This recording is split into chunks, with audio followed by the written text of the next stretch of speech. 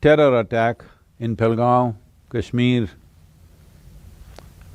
spells a new chapter in terms of what we need to do about protecting innocent people and the general security of the nation itself.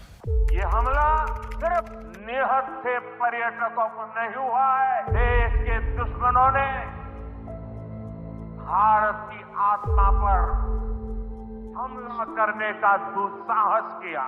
मैं बहुत स्पष्ट शब्दों में कहना चाहता हूं, जिन्होंने ये हमला किया है, उन आतंकियों को और इस हमले की साजिश करने वालों को उनकी कल्पना से भी बड़ी सजा मिलेगी। अब आतंकी आकाओं की कमर तोड़ कर रहेगी।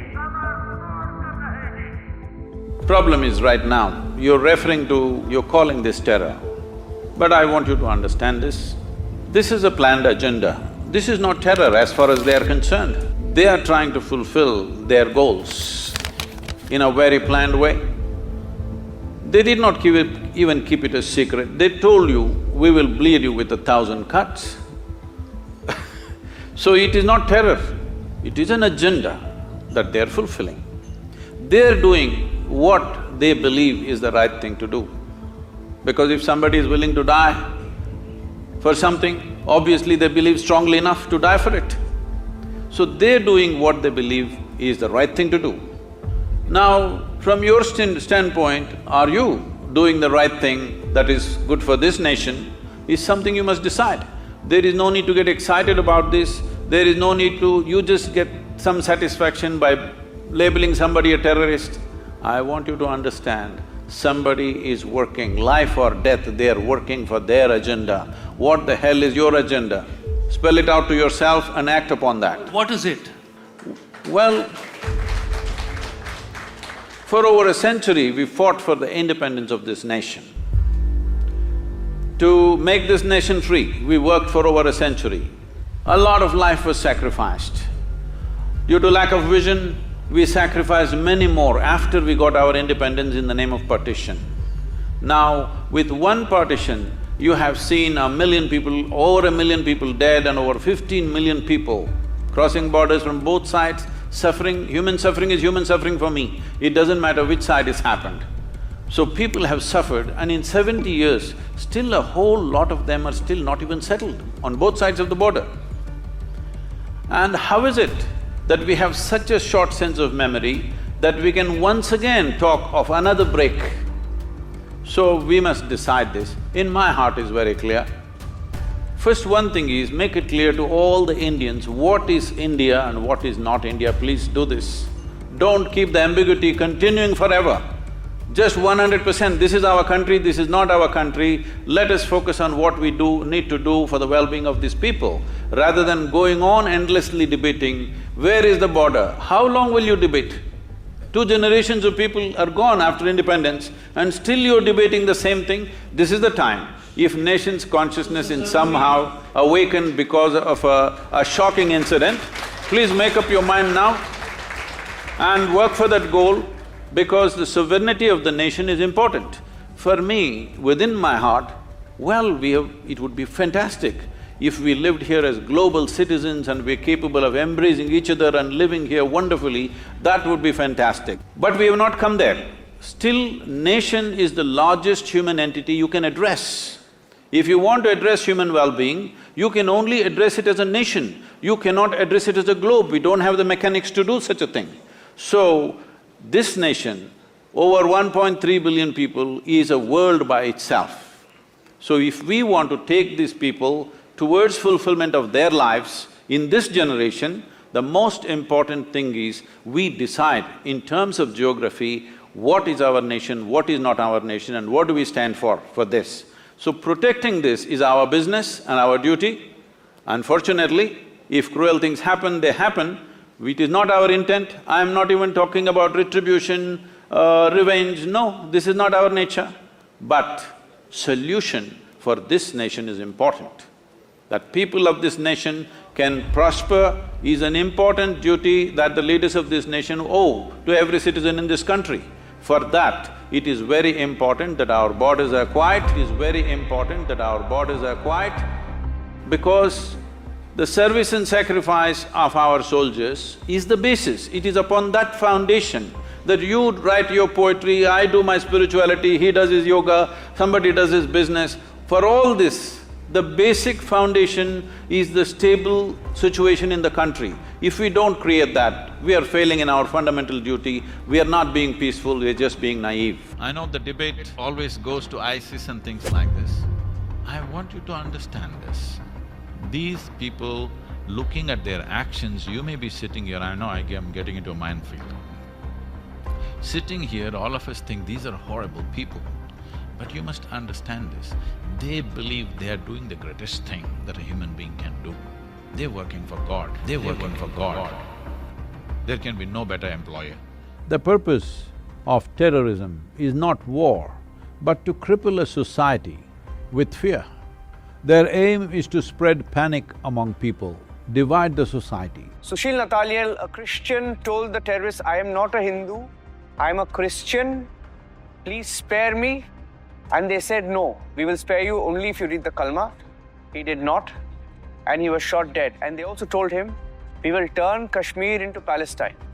Of all the kinds of violence that happens in the world, religiously motivated terrorism is the most dangerous. You can speak reason to a man who is fighting for anything else, but when a man believes he is fighting for his God, there is no reasoning with him. When people are fighting for money, property, wealth or something else, it is possible to negotiate with them because they are life-oriented. But those who think they are fighting for their God are only eager to die and take all of us with them. After more than 1,000 years of external invasions, foreign occupation and extreme poverty, this nation is now on the threshold of economic well-being. This opportunity and possibility has not come free, but out of much pain, suffering and sacrifice by generations of people before us. Therefore, it is our duty to bring their efforts to fruition and make their dreams come true. It is obvious there are certain elements who do not want this nation empowered. It is high time we defeated nefarious designs of these anti-national elements. And a steely resolve and an iron hand is needed right now. There are those who are not committed to the idea of nationhood, and they cannot be dealt with softly. If we want to preserve and nurture the sovereignty of this nation, these elements who are willing to kill indiscriminately and also die in the process, whose beliefs are not concurrent with the fundamentals of the nation-state, should be dealt with an iron hand and a steely, long-term resolve. Someone who carries a gun or bomb with the intention of shooting and killing anyone on the street, innocent people, women, children, simply needs to be dealt with decisively. If we want to exist here as a nation, we have to learn the fundamentals of how to maintain the sovereignty of this country. It is important that anybody who threatens normal functioning of society and the nation must be put down. The long-term solutions are different, but this fighting for God has to be put down absolutely. It does not matter which section of society it comes from. These terrorists are not always political pawns or tools in somebody else's hands.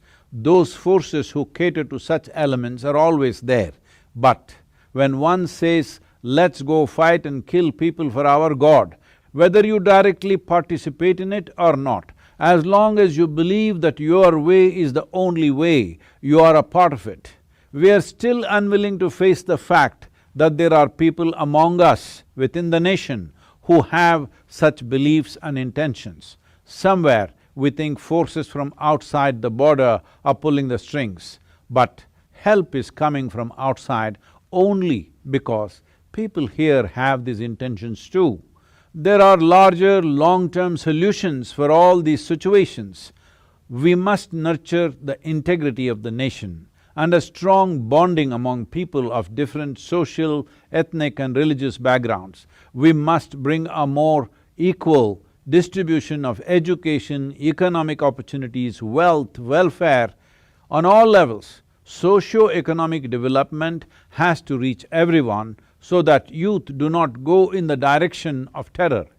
All these aspects have to be taken care of over a period of time, but for immediate purposes, these terror activities must be put down strongly.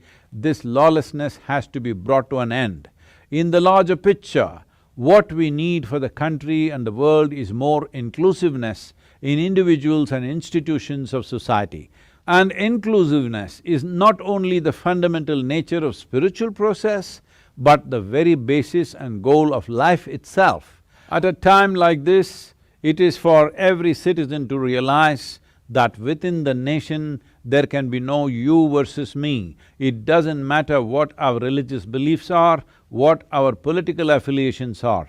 We are one Bharat, and only as one unit we can move forward and make a difference. We are at that threshold right now, that if we do the right things in the next 10 years, there will be a glorious Bharat.